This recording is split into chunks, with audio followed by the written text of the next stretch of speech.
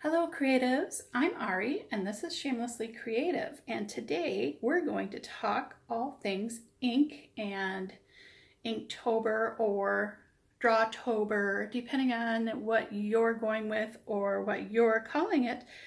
But it's a 31-day challenge to draw every day, and Jake Parker started the drawing challenge with the 31 days of drawing in black ink. But from there, it grew to a worldwide phenomenon. There's tons of prompt lists. I've posted some below the Art Snacks Inktober special collection box video. So if you're interested in finding some different prompts other than the official Inktober prompt list, please check out that video and check out some of those other prompt lists, or go to Instagram and just enter prompt lists or Inktober prompt lists, Witchtober, Drawloween, Halloween Inktober, Inktivity, 2020. All those things should bring you to different prompt lists and help you find one that is inspirational, because that's definitely one thing. Because I guess if you're here, you're wanting more information about Inktober and how to get prepared for it. This video will cover supplies, and I'm just going to give you an overview. Hopefully the video won't be too long, but I'm going to go over the basics. Like here in front of me, I have what I own for black inks, and there I have acrylic inks, watercolor inks, and then your standard like Sumi and black Indian inks. So today I kind of just want to cover what you need for Inktober. And you don't need all of this. Just because you're seeing it on the screen and may want it, this is definitely overkill. Last year I wasn't sure what I was doing, and some of this stuff I've received in art subscription boxes, others I've purchased. So it's not all come in like I didn't just go out and buy all this. This is stuff that has been collecting over the last year. Some of it I got last year. So don't think you need all this, because you don't. You just need one of these if you're going with a liquid ink. For some people, this is just too messy, but if you want to paint or do large black backgrounds, this is really necessary, having just one of these acrylic inks. And I'm going to demonstrate all these products. So the black inks I'll put on white paper, and then I'll do that with the white supplies. So I hope this video won't be too long. That will just kind of cover the supplies that are out there, just so you have a good idea of maybe what to pick up, what will help you. Is there a black ink that's blacker than one of the other ones? Is that what you're going for? Or do you just want to be able to make washes of grays and blacks? It's really nice, I think, to be able to get a really black and a really white. So we'll go over whites as well the same way. We'll swatch them on black paper. I have the Dr. P.H. Martin's Bombay Indian inks, and I also have the Rohrer and Klingner inks, so we can kind of see those side by side, at least in the black ink. So if this sounds interesting to you, I hope you'll join me on this journey today as we take a look at supplies that we can use for Inktober and what they can do. All right, let's get started.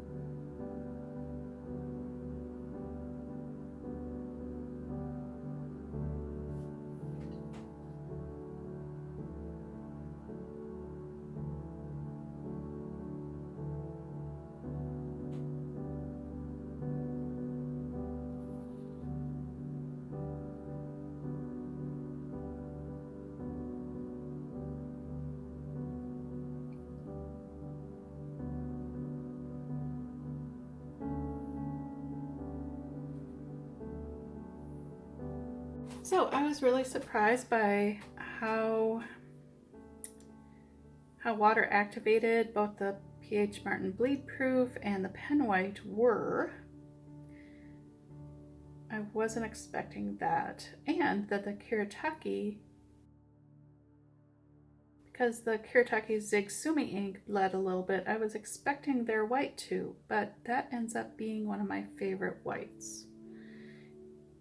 I thought the Copic would not bleed, but it does, but it's a nice brilliant white, so if you're doing it on watercolor, that might be okay once your painting is dry to use that. Those are really close in color. Maybe the pen white is just a little bit more white, but both have some water resistance issues. For the cheapest one, I would just go with like your Delta acrylic or any white acrylic you have on hand. Just before Inktober, double check that it's as opaque as you want. But that would be the cheapest white I think you can get. You know, definitely Copic, but it was really gummy in the container. I don't know if you can thin this,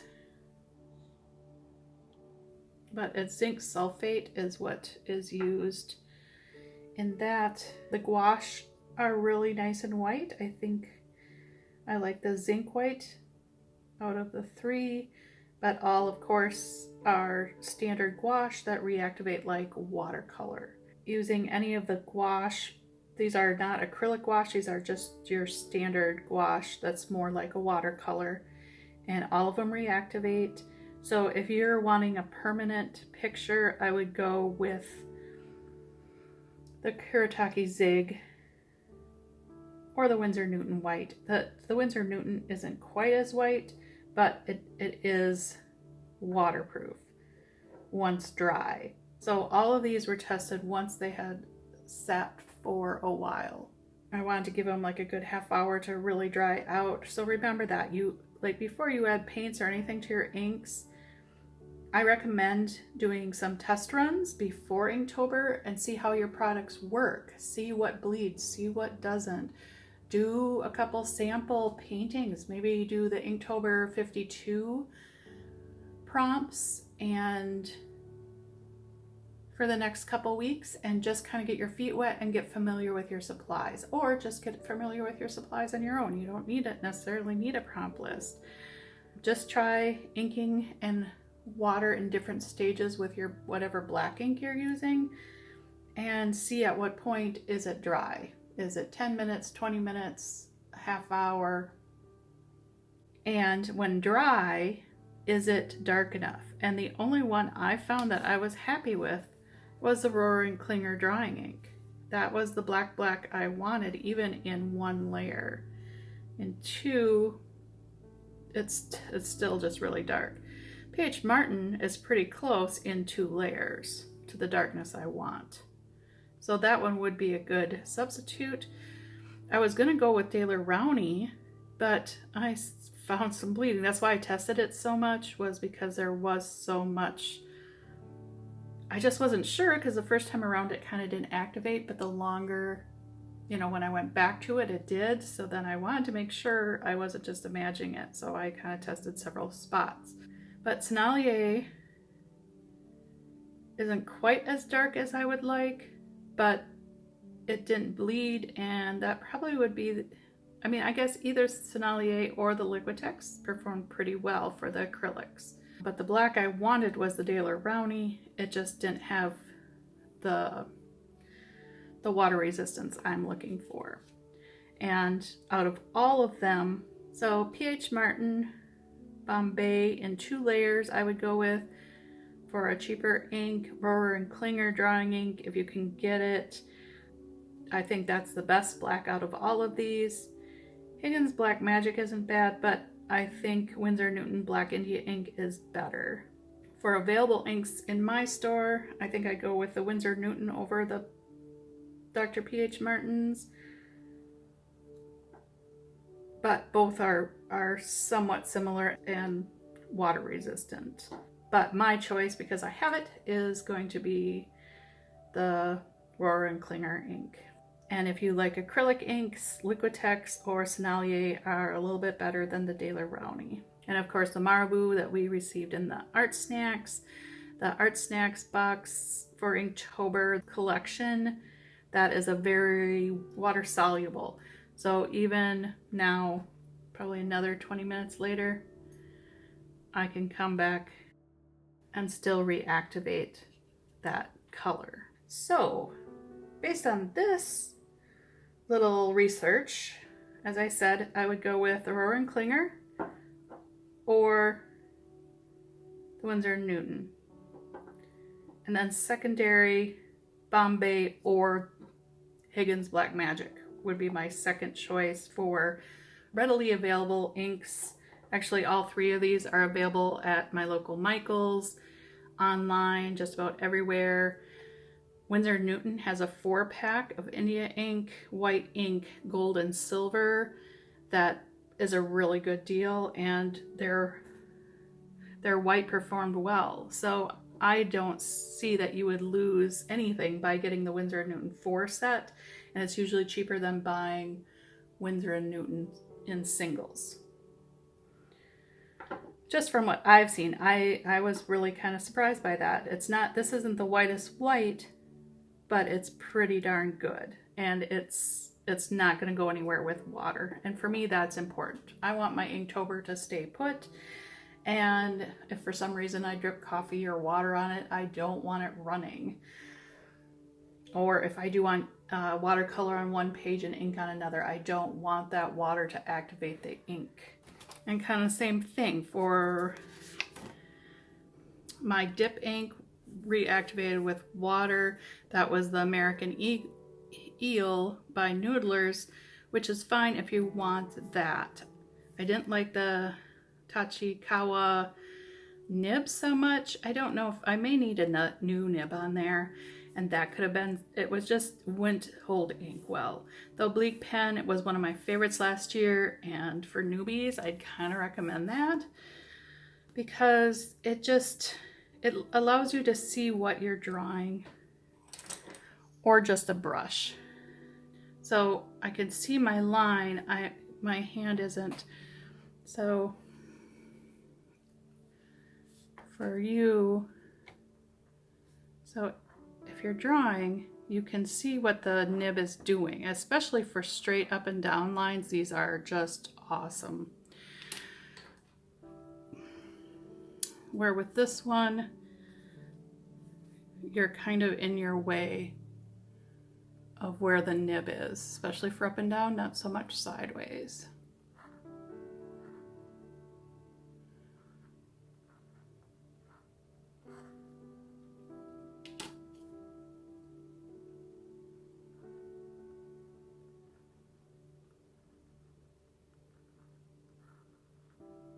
So that's what I like about this nib. I hope that kind of helped, seeing that from your, maybe a little bit of your angle. But yeah, there's no block in my view for either direction with the oblique pen. And this one, you know, like from overhead, you're gonna see it.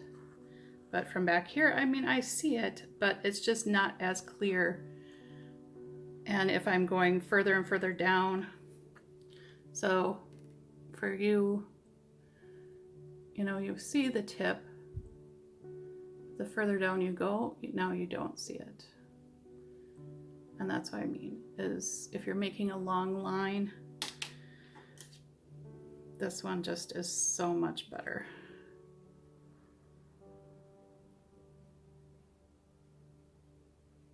So I will be using all of my pens for different reasons, different kind of marks. This is, I wrote a 1.1, but this is a 1.5 Lamy nib. And I like the square dots and the square lines. I love the brush and the versatility to all those lines. And I love the fine line of my isograph. And then these are kind of somewhere in between. So I kind of have the whole gamut with 5 pens. I know 5 pens sounds like a lot. I'm not sure if I'll do a video. Let me know in the comments below if you'd like a video about fine liners. And I can kind of show you some different fine liners. But this one, I wanted to just keep this video to the black and white. Just kind of keep it the standard, traditional Inktober or October challenge, draw timber, where we're just using black ink and white highlights. So the Winsor and Newton are inks I had last year, and this was a set I was talking about. You get all 4 of these inks in one set. They were pretty cheap, cheaper than on Amazon to pick them up at Michael's. It's a nice 4-pack. You get your black, your white, and gold and silver highlights. Or, you know, for Christmas or whatever. So it was a really good deal. And I think they sell for about $5 or $5.26 each.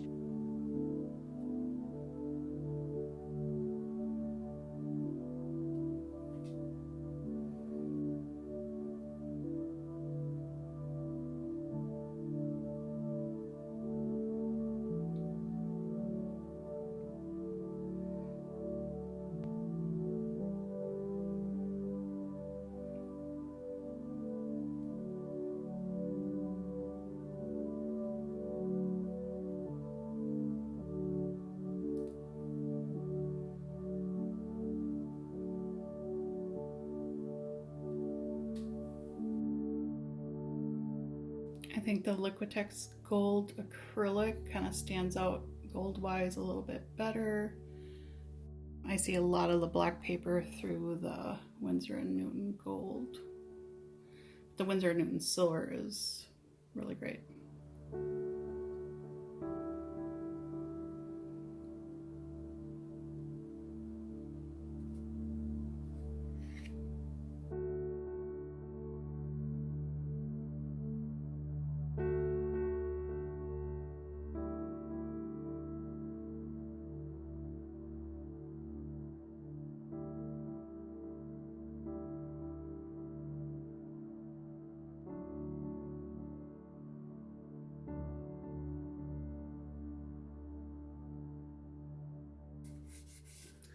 So I think the Prismacolor Premier White is probably the best white next to, well, actually the Caran d'Ache Supracolor 2 is actually the whitest. And then Prismacolor.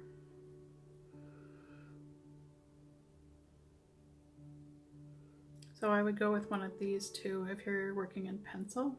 I'd go with the Liquitex Gold, Winsor and Newton Silver. Not that this is bad, this has just more sparkle like glitter than a solid gold color.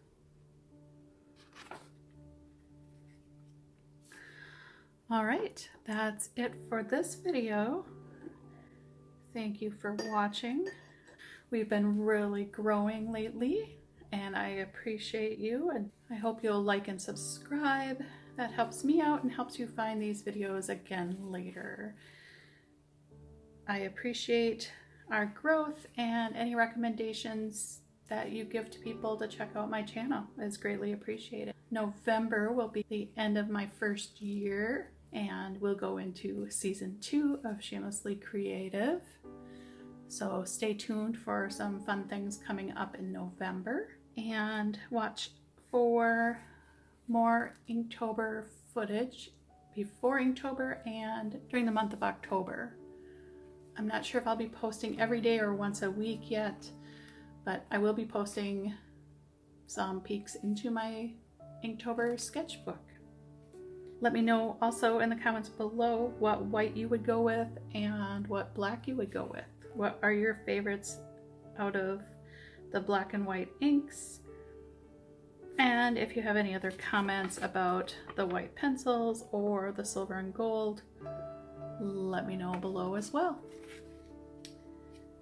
And did you have any favorites of the fountain pen or brush pen or the technical pens? I really love the fine line of those Isograph.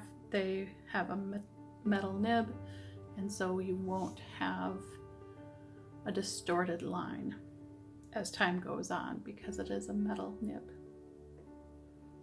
So you also don't have to push hard, but you do have to change out the ink on those. I hope this has helped as far as black and white supplies for Inktober.